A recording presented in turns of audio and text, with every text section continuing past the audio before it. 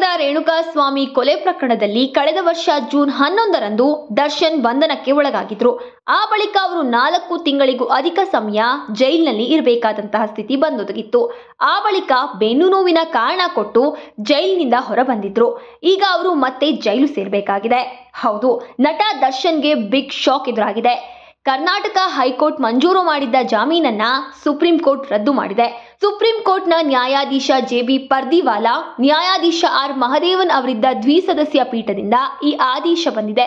ಇದರಿಂದ ದರ್ಶನ್ ಜೈಲು ಸೇರಬೇಕಾದಂತಹ ಪರಿಸ್ಥಿತಿ ಬಂದಿದೆ. ದರ್ಶನ್ ವೃತ್ತಿ ಜೀವನದ ಮೇಲೆ ಈ ತೀರ್ಪು ತುಂಬಾನೇ ಪ್ರಭಾವ ಬೀರಲಿದೆ.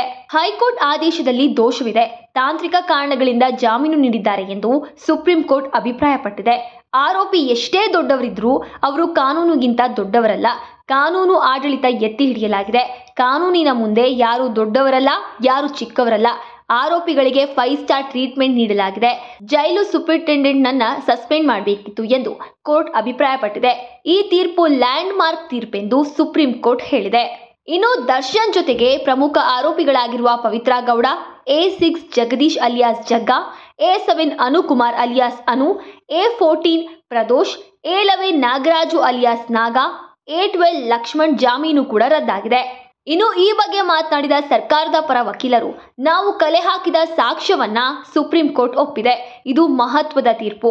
ಜೈಲಿನಲ್ಲಿ ಮಾಡಿದ್ದ ಐಷಾರಾಮಿ ಜೀವನ, ಹೊರಬಂದ ಬಳಿಕ ನಡೆದುಕೊಂಡ ರೀತಿಯನ್ನ ನಾವು ಕೋರ್ಟ್ಗೆ ಮನವಿ ಮಾಡಿದ್ದೆವು ಎಂದು ಹೇಳಿದ್ದಾರೆ. ಕಳೆದ ವರ್ಷ ಜೂನ್ 11ರಂದು ದರ್ಶನ್ ಬಂಧನಕ್ಕೆ ಒಳಗಾಗಿದ್ರು. ಆ ಬಳಿಕ 4 ತಿಂಗಳಿಗೂ ಅಧಿಕ ಸಮಯ ಅವರು ಜೈಲಿನಲ್ಲಿ ಇರಬೇಕಾದಂತಹ ಸ್ಥಿತಿ ಬಂದಿತ್ತು.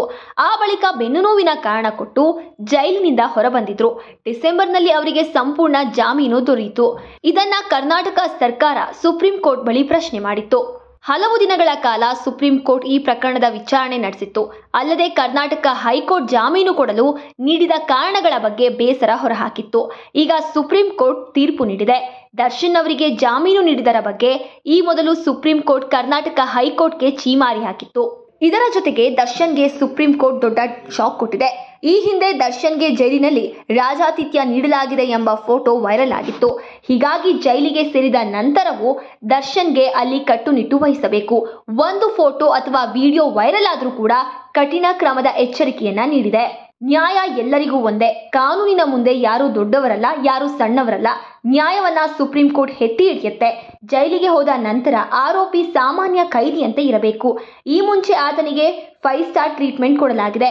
ಇನ್ಮುಂದೆ ಸಾಮಾನ್ಯ ಕೈದಿಯಂತೆ ಇರಬೇಕು ಎಂದು ಸುಪ್ರೀಂ ಕೋರ್ಟ್ ಆದೇಶ ನೀಡಿದೆ.